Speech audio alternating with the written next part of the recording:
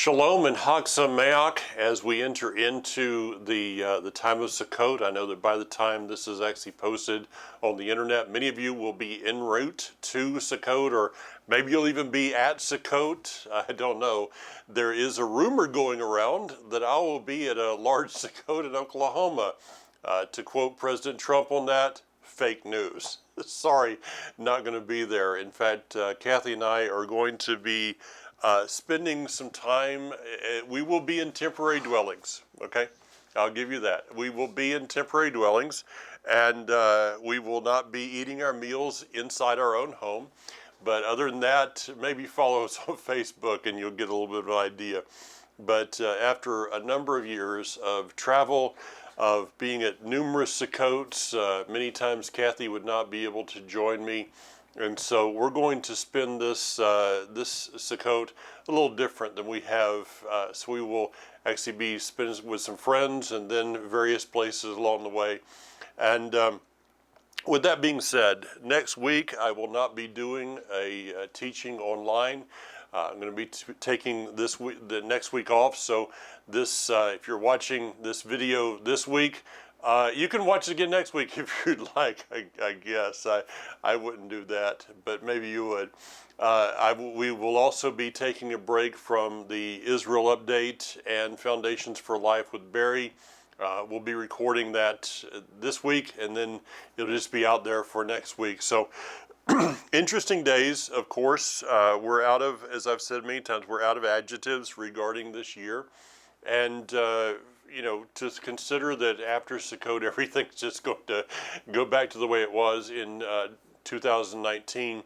I really doubt that. What do you think? You know, I don't think it's going to happen. And it doesn't really matter. Either way this goes, we have an election coming up in the United States very soon. That election is going to affect not only the United States, but also the world in many ways. I truly believe that. And I just, to me, I know that there's many people that are, you know, there's a lot of prophetic things happening as far as, you know, prophetic visions and dreams and all that kind of stuff that's all over the internet again. There were numerous people that thought this was going to be, you know, Yom Teruah was going to be the rapture, then Yom Kippur is going to be the rapture, and that's the first time I'd ever heard somebody talk about that one. And then it's going to be Sukkot, and interesting enough, these are people that don't celebrate any of those things that are saying the rapture is going to happen, but those things are insignificant. So I don't know. With all that being said, I truly believe that this is going to mark another level into the prophetic happening before our eyes. So with that said, I want to go back just briefly. Yom Kippur, as Kathy and I observed Yom Kippur here at our house.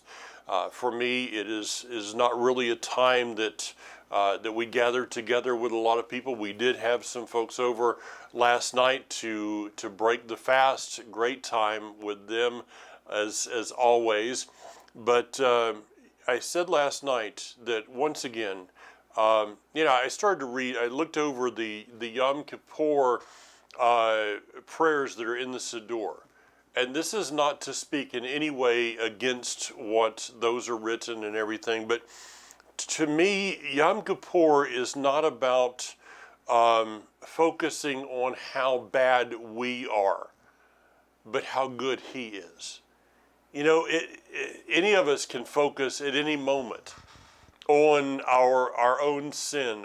Going back to the song of Moses from last week's Torah portion, of, you know, the defect is not in him, the defect is in us. And every single one of us that you know, when you wake up in the morning and you look in the mirror and it's like, yeah, that person's still there. And that person's still staring me in the mirror, back at me in the mirror, and that person still has her faults, failures, all kinds of things, and yeah, I got that.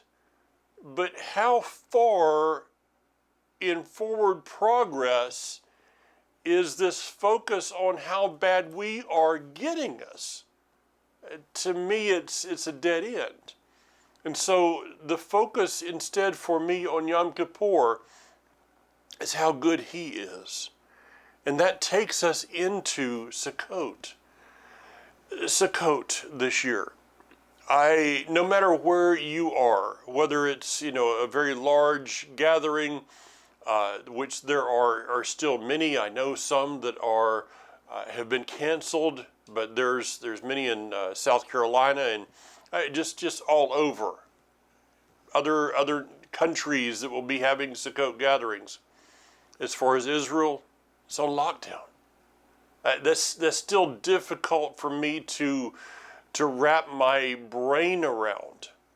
That no parades.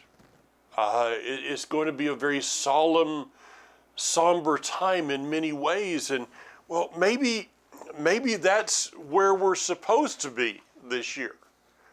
I've quoted the scripture, and I'm going to get into this last Torah portion in just a few moments, but I want to just set a stage for some of you that are, going to be watching. I know that many people will be traveling, so this is not the most watched video that I do every year. But for those of you that have the opportunity to watch this, I want to go to Psalm 137. Of course, that's not a surprise to anyone that I would go to Psalm 137. I read through the book of Daniel yesterday. On Yom Kippur, I began my day reading through the book of Obadiah. That's always a great one because you can say one book down after one chapter. And so I went from there to Haggai. Consider your ways. A group of people who had come back into the land from Babylon.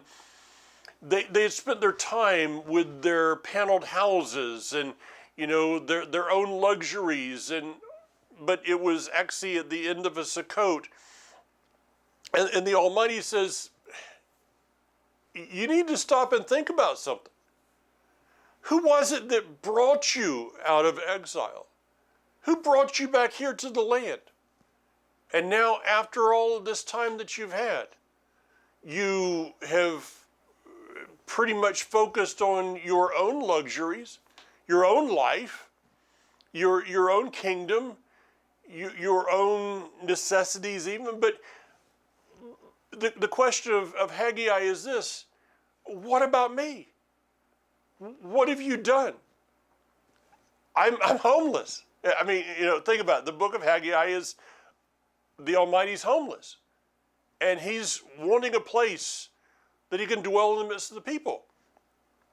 And so Haggai is this book of consider your ways, of what has happened to you in this. You're earning money and it's just you're not getting anywhere. Life is you're not moving forward in life. You need to focus on the right thing. So I went from there and then went to Daniel and the whole story about Babylon.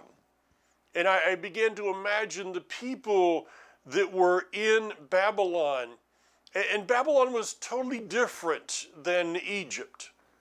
In Egypt, the whole story of Yaakov and of Joseph and the family going into Egypt, and then the over 200 years that they were there, there wasn't a single person that was alive in Egypt that remembered coming into Egypt. They had all died. And so this is another generation. This is a couple of generations downstream, and when they're talking about the Canaan and the promised land and the covenant land, I remember stories. Yeah, I remember stories about that my grandfather told to us at night, but it really, does it really mean anything to us today? Kind of the same scenario that I see being played out by big meetings in Washington, D.C. today. That's another subject. But Babylon is different. There are people in Babylon that remember what it was to go into Babylon. Maybe just barely, but they're there. And so they remember, or at least the stories being told of the exile are one generation. So it's fresh on their mind. And here is a psalm that's written about these people that are in Babylon. By the rivers of Babylon, we sat down and wept as we remembered Zion. They began to weep by the rivers. The river is a place of living water. It's a place that speaks of life. And so in Babylon, they went out for a special occasion. That's keyed to us in the next verse. And they began to weep over the fact that they were in exile. Does anyone today join me in that? Maybe not a physical weeping, but just a mourning, which, as I taught a couple of months ago, that word mourning in Hebrew is more of a yearning. It's not mourning over what was lost, but it's yearning for that which is to come. And so they sat there and they began to remember.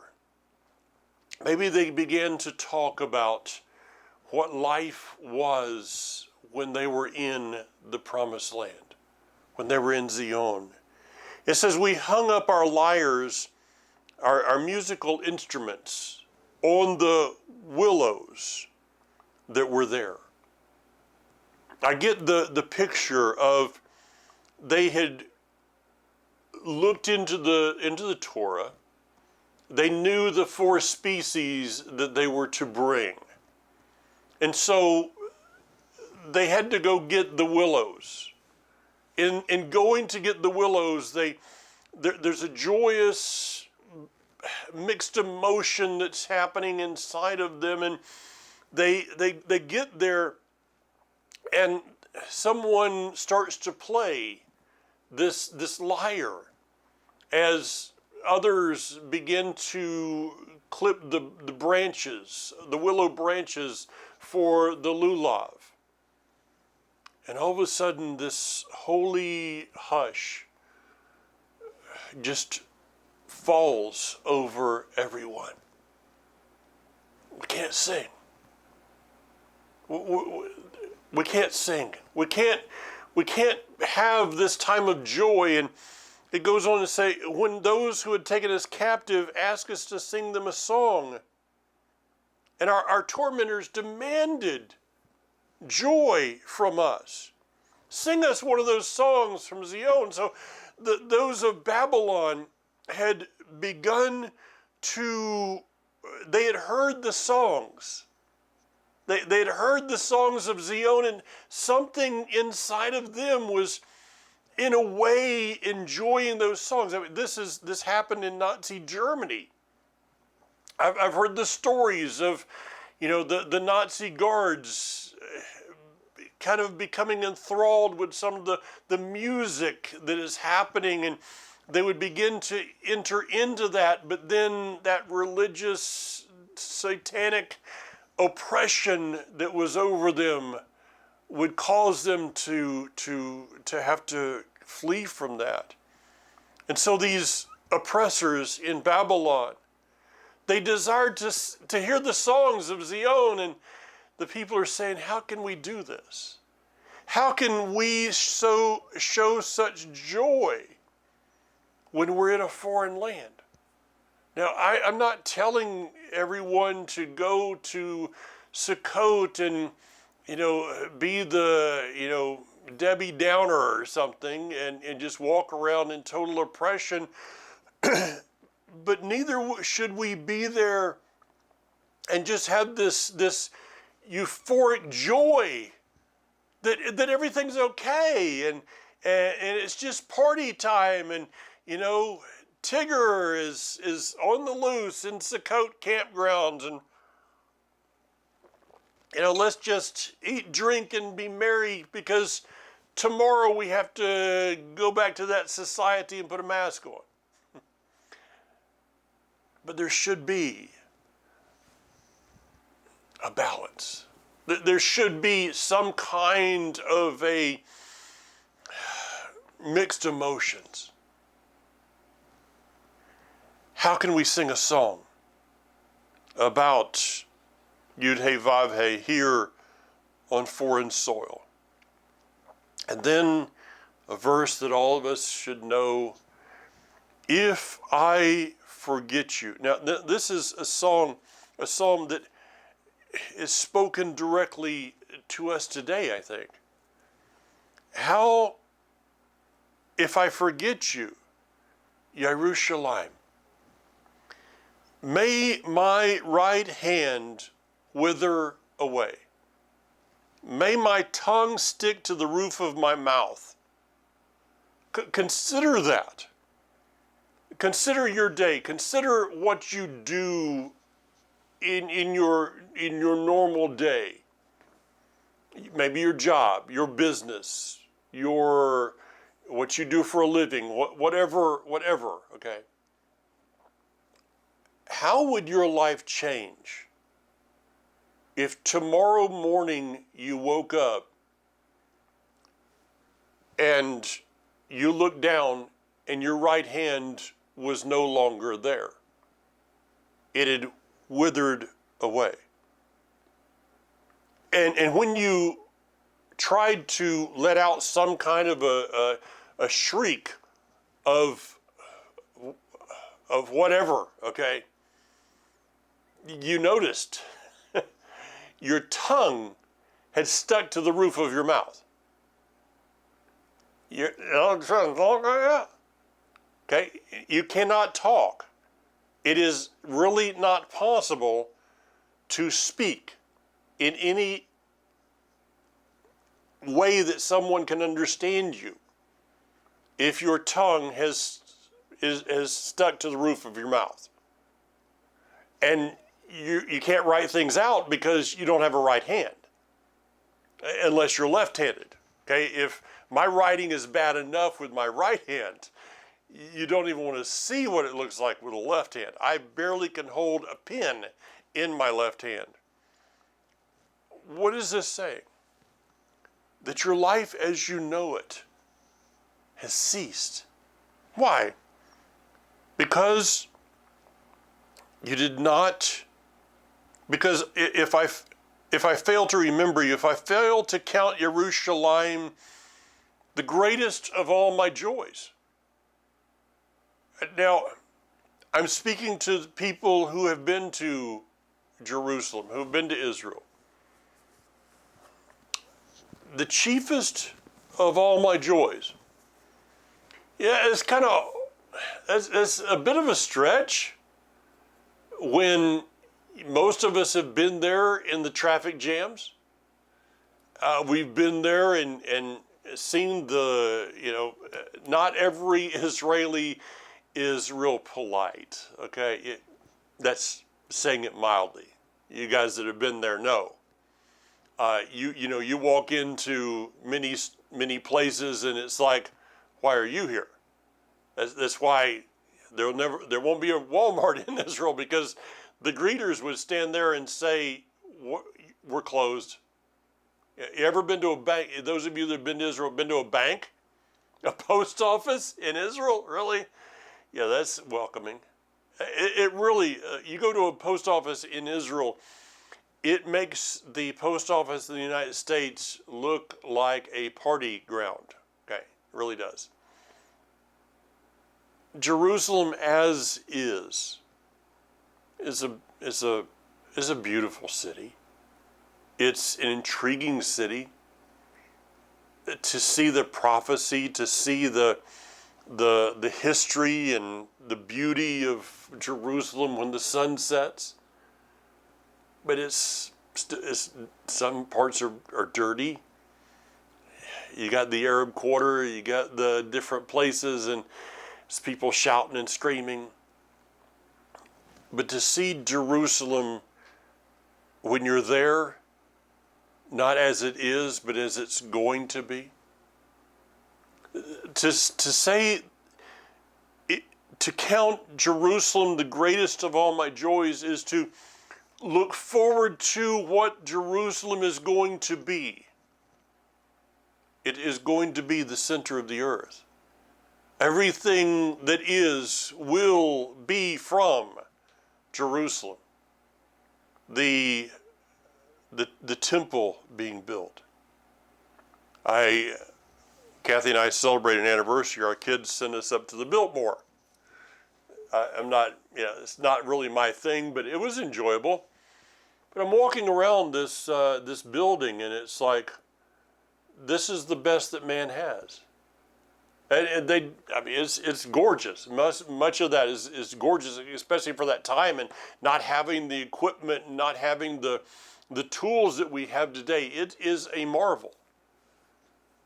But compared to the temple, compared to what the temple is going to be, will make the most beautiful building that man has built so far look like a slum.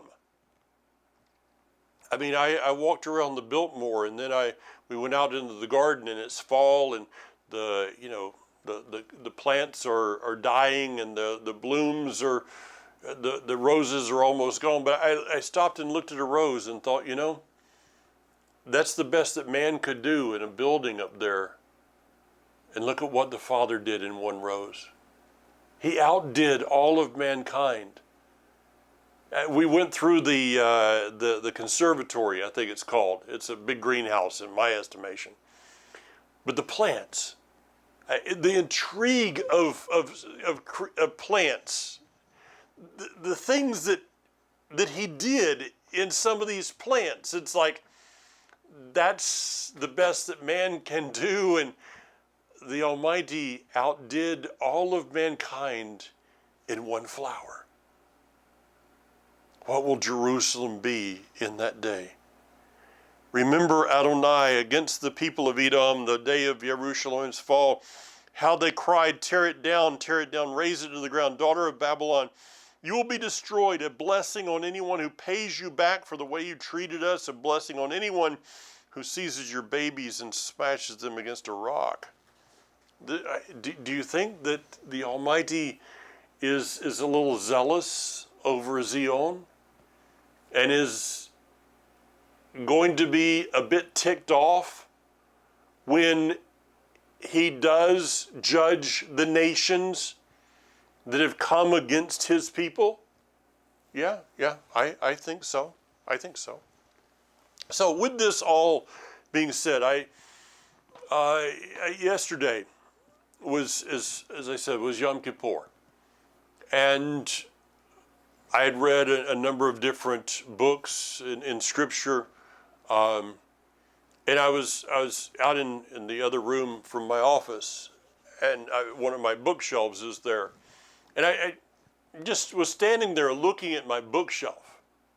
Something I haven't done in ages, actually. Don't really take much time for that, but I was just standing there looking at the books that I have, and I started looking down to the bottom shelf, and there was this book on the right that I saw it. It said "Survival for the End Times" or the Last Days or something, and it's like, where'd that book come from? I don't remember that book. I don't remember seeing that book. I don't remember reading that book. Who gave me that book? So I picked it up, and I'm, again, not remembering that I read it, and I opened it. And I noticed that I've marked in it, because it's my scribble. And so I've marked some things and highlighted some things, and so I began to look through that which I have highlighted. I ended up reading something like 127 pages. I ended up reading the whole book yesterday afternoon. But here's a statement that was in that book that I think is maybe the greatest counsel that I could give anyone in the day that we are living in. I'm paraphrasing slightly. This is actually a statement that is found in the Talmud. And I'm going to paraphrase it, expound on it slightly. The statement is this: a wise man does not focus on what is dying. A wise man focuses on what is being born. Let me say that again. I know I said it slowly, but let me go at it again.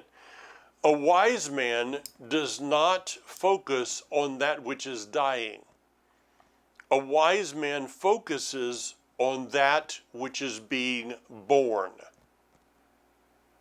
Do you see any possibility of that statement being used in our day? Do you see anywhere in society, in the world system, in the religious systems of this world, in the political systems of this world, in you name it, is there anywhere that you see today that you could say, you know, that's a pretty good statement to live by? If you can't, then I really have nothing to say for it, nothing to say to you. I'm done. Because this is the essence of where we are today. Now, I'm not saying that we should not be aware of what is happening. But folks, let's face it. Religious systems are dying. Political systems are dying. We can actually go to creation, aspects of creation today that are dying not because of man-made global warming, quote unquote, but how about Monsanto? How about chemicals? Finding millions of birds in various places that are dead. Why? Because they starved to death. Why? Because there's no insects. Why? Because insecticides, pesticides, GMO, the very food that most of us eat today, much of it is dead. You can go to McDonald's, as was done many years ago. A guy ordered a quarter pounder with nothing on it, just, quarter pounder with bread. And it was in a box. I don't know if they're still in boxes. I don't go there. But he put it up on a shelf, and years later, there was no mold. It looked exactly, it's kind of like going, to getting one of those little plastic ones, like a dog toy, a dog chew toy that looks like a hamburger. He put it up on a shelf, and years later, nothing had happened. Why? If you buy organic today, you find that it sprouts. You buy organic garlic, it sprouts in a few days. You buy regular garlic, it never sprouts. Things are dying. So I'm not saying that we don't acknowledge and keep up with and recognize, because we need to be knowledgeable about what is happening around us, but at the same time, are we focusing on that? Or are we focusing on what is being born? This afternoon, my plan, God willing, is to tape a message for the month of October based upon the Psalm 11, verse 3. If the foundations be destroyed, what can the righteous do? I've taught on that verse many times, but I've got some spins that I'm going to put into it this time that are a little different. I'm going to use this concept too, probably in that. What is being born? His kingdom. We need to be focusing on the right thing. A wise man, wisdom in life is knowing what to focus on. Plain and simple. Okay, let's go actually to the Torah portion, I guess. All right. I'm not going to go through all of the blessings this week. Of course, I don't have time to do so. If you go to my website, jointohashem.org, there's a tab there. It says Audio Archives. You can go there. I have many of the messages, not all, but many of the messages I've done through the years are there on those. The messages on the 12 tribes, they're ancient. Okay, I did these messages, I don't know how many years ago. I don't remember when I updated it last, but I go through the messages, and I think it's about 5 hours. You can download them, they're free. Everything we have is, so you can go, and if you want to spend some time studying the different tribes, it basically comes down to this, that the tribes are not the same because people are not the same. The Almighty celebrates our diversity. We go back to the Tower of Babel versus the temple. The temple was to be built, you were to use stones on the altar. You were to use stones that were not hewn, because each stone was a little bit different. There was some aspect of that stone that was different than every other stone there is. However, the Tower of Babel was out of blocks that were molded.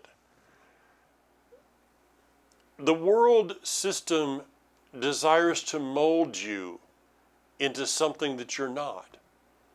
It'll cut away little pieces and parts and things and aspects of your life, and that to make it into what it thinks or what other people think you should be. Now, I'm not saying that we should use the excuse, if you're walking in something that is just flat out sin, or something that's disruptive to you or to others, well, that's just how God made me. Don't use this as an excuse to not take responsibility for our very actions of life. With that said, we are not to be all the same. That's why when you go online and you order a jacket or a pair of shoes, or whatever it is, a ring or whatever, there's that chart over there that says size. Have you ever ordered something that's the one size fits all, only to find out that one size fits no one? It's who does fit into the one size fits all? No one that I've ever seen. We're all different. And that's by design, because the Almighty enjoys our diversity. And that's why when it's how do you say the name, and what's the right way? Well, there's a story in Judges about a whole tribe that couldn't say a pronunciation. And that's how they knew they were from that tribe. And so if they were to tell that, well, this is how you have to say something, they couldn't. If I go to Japan, as I have, and try to teach them about the word shalom, and okay, you can't have shalom unless you can say the word, then they can't, because they can't pronounce the L. They say shalom as they're putting on their tarit. It is. Okay, there's different dialects, diversity. And the Almighty likes it. He designed that into creation. Notice that, when I was up at Biltmore at that conservatory, not every plant was, wouldn't it be boring? Even, look at how many different colors of roses there are. Besides the ones that, people have genetically, whatever, and died, and, all that kind of stuff. But some people like red roses, some people like white roses, some people like yellow roses. And that color is not about your enjoyment, by the way. Do you know that colors in flowers are like signals to insects? So insects know what to pollinate based upon colors. So color in creation is not about your enjoyment. It is about the function of creation. We have different seasons. Wouldn't it be terrible if we got stuck in August? I mean, even in North Carolina, it's a little on the warm side, but can you imagine, in Phoenix, Arizona, where I've been? I walked out of a meeting one night, it was like 9 o'clock at night, it was 105 degrees. Can you imagine getting stuck in summer? Or what about Fairbanks in winter? Getting stuck there? No, thank you. Diversity. And so he has in each of us diversity. Let's learn to celebrate with him the diversity of his creation. Now I want to go to one verse here in chapter 33, verse 3. It says, he truly loves the people. All his holy ones are in his hand, sitting at your feet. I have a question. Do we really understand that he truly loves us as we are? He's not waiting for us to, change into something else until, and so if I can just do this, if I can just quit that, start that, do this, come up with the other thing, if I can just do this one more thing, then he'll love me. Is that not what most people do on Yom Kippur? If I can just come to the end of these statements about how bad I am and really walk in them from this point and really mean them, then he'll love me. Do you know that he loved you before you started reading them? And just because you read them doesn't mean he loves you more. It may help you, it may help us to walk in those things, yes, but he loves us. And is this a verse about the way that he sees us? The way that he sees us today is the way that we will be sitting at his feet? I mean, when you consider going into Sukkot, most Sukkots have teachers. I mean, I've one of those, been one of them. People gather, and it's kind of nice. You get to learn some things, and you're sitting there, and it's a new message. You never heard these things, and God willing, the teacher has come up with something new. I know some that just say the same thing every year. I'll just move on from there. But you get something new, something fresh. Those are always great times, are they not? But what about the day that we come together for Sukkot and sit at his feet? That'll probably be the first day that we really understand his love for us. Is that how he sees us now? They received your instruction, the Torah of Moshe, commanded us as an inheritance for the community of Yaakov. As an inheritance. I've talked about this numerous times. There's things behind me here that totally meaningless to most of you, to many of you. Just to give you an idea, I mean, my granddad's compass, We used to go hunting together with that compass. There's a bottle of insect repellent behind that he kept in his, we were in North Florida, okay, needed bottle of insect repellent. Still smells as bad as it did then.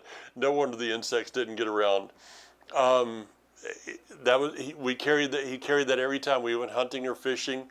The banner there is something my dad brought back from the South Pacific when he was on an LST ship.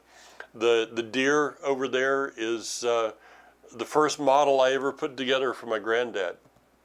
There's other things that are back there behind that, a flashlight, a Lionel train tower, crazy things.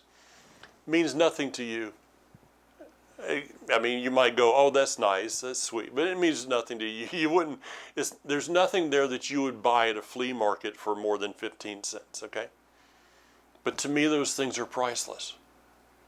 There's really no value that you can put on that bottle of insect repellent, as silly as that is, or that compass. There's no value that you could put on that would mean anything to me. Why? Because that's part of my inheritance. The same as the Torah. So the observance of the festivals in the diaspora is not always convenient. And there's a lot of people that don't understand what you're doing. As I said a couple weeks ago, nor do they care to understand what you're doing. But most people wouldn't understand why a bottle of insect repellent sounds silly, even to me as I say it. They wouldn't understand why that's important to me, really.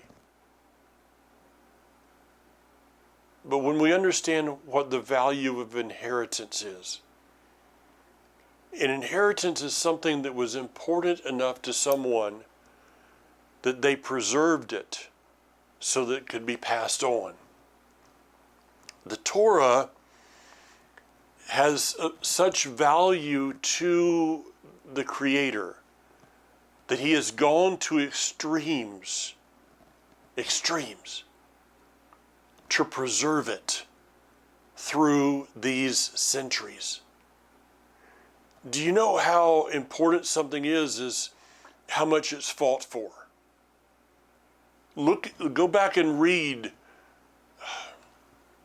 Esther and Mordecai and Haman and the Pharaoh and Hitler and Spain, about Spain, the Inquisitions, the pogroms, Alexander the Great, and all of these people. Read about all of them and the demonic influence that was behind it in order to destroy the inheritance. But the Father went to extremes in order to preserve it.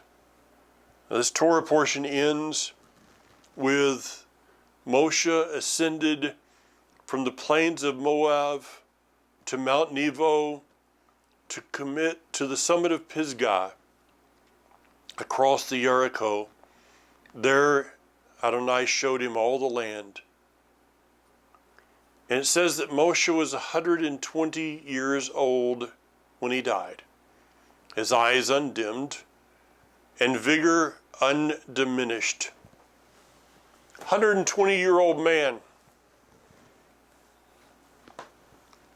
that just climbed a mountain. It's a steep mountain, by the way. I've been there. I've been on the top and I've been at the base of it. Thank God, with a bus. I cannot imagine today half the age kind of that Moshe was climbing that thing. Much less being 120. He didn't have glasses. His eyes weren't dimmed. His strength was, it wasn't that he had to die, but there was nothing left in him to live for. And that's the key. It's the key to Moses and should be a key to us. He came to the place that the reason he died is because there was nothing else to live for. He was empty. Everything that had been Moshe, when he was born, when he was placed in that little ark, when he was put out into the Nile, when he came into the Pharaoh's palace, everything about his life was already in him. The time in the palace, the mistakes that he would make in killing one of the Egyptians, 40 years in the desert, the struggles, everything was already in the man. And as he lived life every year, something else was taken out. It's kind of like, imagine a toolbox. That you're given this toolbox, and it contains every tool that has to be used in order for you to rebuild something or build something. But after the tool is used, it's no longer put back in the toolbox. You don't put it back. You discard it. And when the project is finished, you look over and the toolbox is empty. And there's nothing left to put in it. It's not going to be refilled. It's just an empty toolbox. Ladies and gentlemen, an empty toolbox is a useless item. You can't build anything with an empty toolbox. You can't repair anything with an empty toolbox. It's just an empty toolbox that has absolutely no use. So for Moshe, he came to the place in life that he was just simply an empty toolbox. And so he died because there was nothing left for him to give. It's a very important lesson of life that we should all be striving for. And it is this: die empty. Try not to die with any tools left in your toolbox. But when your toolbox is empty, then it's time to go. It's time to move on. Moshe would die only seeing the promised land, never entering in. Until such time as, well, there was this little appointment on the Mount of Transfiguration, and all of a sudden here's Yeshua, and here's Elijah, and here's Moshe, and he's probably standing there looking down going, "That's what I've been waiting for all this time." No wonder Kepha said, "Master, shouldn't we just build 3 sukkahs here? Can't we just stay here?" No. I pray you have a great time at Sukkot, but understand this: when Sukkot's over, it's time to move forward until that final Sukkot, which is called the kingdom. Where will you be when you leave Sukkot? Will you be moving forward, focusing on that which is being born, or continuing to focus on that which is dying around us? Shavua Tov, have a blessed, prosperous week, Bezrat Hashem, God willing. See you again in 2 weeks, by the way. So I guess as we come to the end, Hazak, Hazak, V'nit Hazak, be strong, and let us be strengthened. Yivarechecha Adonai v'yishmarecha. Ya'er Adonai panav elecha v'yichunecha. Yisa Adonai panav elecha